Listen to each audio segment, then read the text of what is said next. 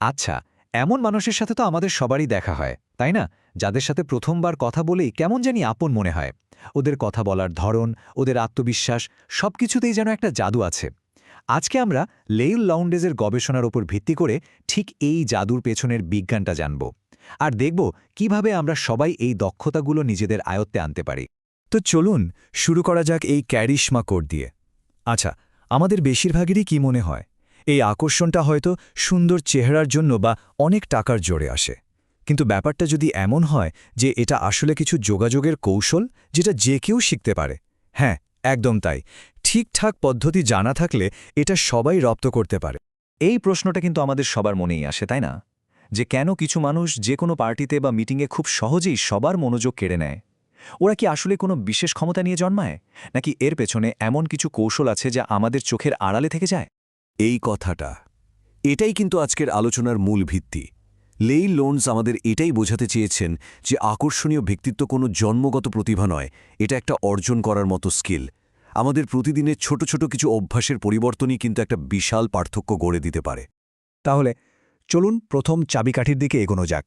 আর সবচেয়ে মজার ব্যাপার কি জানেন? সবচেয়ে শক্তিশালী যোগাযোগটা কিন্তু কোনো শব্দ দিয়ে হয় না, এটা হয় নীরব সংকেতের মাধ্যমে, মানে আমাদের বডি ল্যাঙ্গুয়েজ দিয়ে। আমরা মুখ খোলার অনেক আগেই কিন্তু আমাদের শরীর একটা গল্প বলা শুরু করে দেয়। মাত্র 7 সেকেন্ড। একবার ভাবুন তো, চোখের পলকে একজন মানুষ আমাদের সম্পর্কে একটা ধারণা তৈরি করে ফেলে। আর ঠিক এই কারণেই পরের স্লাইডের কৌশলগুলো এত বেশি গুরুত্বপূর্ণ। কারণ ফার্স্ট ইমপ্রেশন কিন্তু দ্বিতীয়বার তৈরি করার সুযোগ সাধারণত পাওয়া যায় না।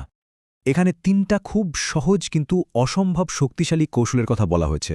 প্রথমটা হলো ফ্লাডিং স্মাইল, মানে একটা আন্তরিক হাসি যেটা হুট করে নয় বরং ধীরে ধীরে মুখে ছড়িয়ে পড়ে। এতে হাসিটা অনেক বেশি আসল আর বিশ্বাসযোগ্য মনে হয়। দ্বিতীয়টা হলো স্টিকি আইজ, মানে কারোর সাথে কথা বলার সময় স্বাভাবিকের চেয়ে জাস্ট 1 সেকেন্ড বেশি চোখে চোখ রাখা। আর সবশেষে ওপেন পশ্চার, মানে একটা উন্মুক্ত ভঙ্গি যে আপনাকে অনেক বেশি আত্মবিশ্বাসী আর সহজ করে তোলে। বডি ল্যাঙ্গুয়েজের ব্যাপারটা তো গেল, এবার আসা যাক দ্বিতীয় চাবিকাঠিতে, মানে কথা বলার শিল্পে। কি বলতে হবে, কিভাবে বলতে হবে, আর তার চেয়েও জরুরি কিভাবে একজন ভালো শ্রোতা হতে হবে। এই বিষয়গুলোই একটা সুন্দর কথোপকথনের ভিত্তি তৈরি করে দেয়। এই স্লাইডটা কিন্তু দারুণভাবে সাধারণ ভুল আর তার থেকে ভালো কৌশলগুলো দেখাচ্ছে। যেমন কেমন আছেন এর মতো একঘেয়ে প্রশ্ন না করে বরং চারপাশের পরিবেশ নিয়ে কথা শুরু করা যায়। অন্যের কথার মাঝে বাধা না দিয়ে বরং তাদের বলা কোনো একটা শব্দ রিপিট করে প্রমাণ দেয়া যায় যে আপনি মন দিয়ে শুনছেন। আর কথা বলার মাঝে আ না বলে ছোট্ট একটা পজ নিন, দেখবেন আপনাকে অনেক বেশি কনফিডেন্ট লাগছে। কথা বলার কৌশল তো জানা হলো, কিন্তু এবার আমরা যাব আরও এক ধাপ গভীরে। তৃতীয় চাবিকাঠিটা হলো আসল সংযোগ বা র্যাপোর্ট তৈরি করা, যা একটা মজবুত আস্থার সম্পর্ক গড়ে তোলে। র্যাপোর্ট শব্দটা শুনতে ভারী লাগলেও ব্যাপারটা কিন্তু খুব সহজ। এটা আসলে সেই অনুভূতিটা যা অন্য মানুষটিকে আপনার সামনে নিরাপদ, স্বচ্ছন্দ আর মূল্যবান বোধ করায়। যখন তাদের মনে হয় যে আপনাদের মধ্যে মিল আছে এবং আপনি তাদের মন থেকে প্রশংসা করছেন, ঠিক তখনই এই অনুভূতিটা তৈরি হয়। এই স্লাইডের উপায়গুলো কিন্তু দারুণ কাজের। যেমন ধরুন, অন্যের বসার বা দাঁড়ানোর ভঙ্গিটা সূক্ষ্মভাবে অনুকরণ করলে অবচেতনভাবে একটা বার্তা যায় যে আমরা একই রকম। মাঝে মাঝে কথা বলার সময় নাম ধরে ডাকলে মানুষ নিজেকে গুরুত্বপূর্ণ ভাবে। আর প্রশংসাটা হতে হবে সুনির্দিষ্ট। আপনার শার্টটা সুন্দর বলার চেয়ে এই নীল রংটা আপনাকে দারুণ মানিয়েছে, এই কথাটা কিন্তু অনেক বেশি আন্তরিক শোনায়। এই ছোট ছোট বিষয়গুলোই বিশ্বাস আর গভীর সম্পর্ক তৈরি করে। আমরা প্রায় শেষের দিকে চলে এসেছি। এখন পর্যন্ত যা যা আলোচনা হলো সেই সব কিছুর মূলে যে আসল রহস্যটা আছে, এবার সেটা উন্মোচন করার পালা।